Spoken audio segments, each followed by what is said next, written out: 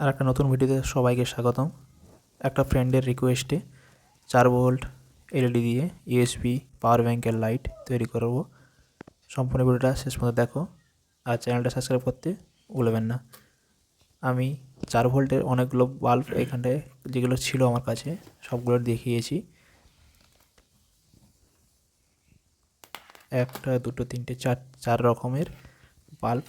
এর মধ্যে আমি ওই লম্বা স্টিক যে 4 ভোল্টের লাইট ওইটা ব্যবহার করব, আর একটা পাওয়ার ব্যাংক আর একটা ইউএসবি কেবল।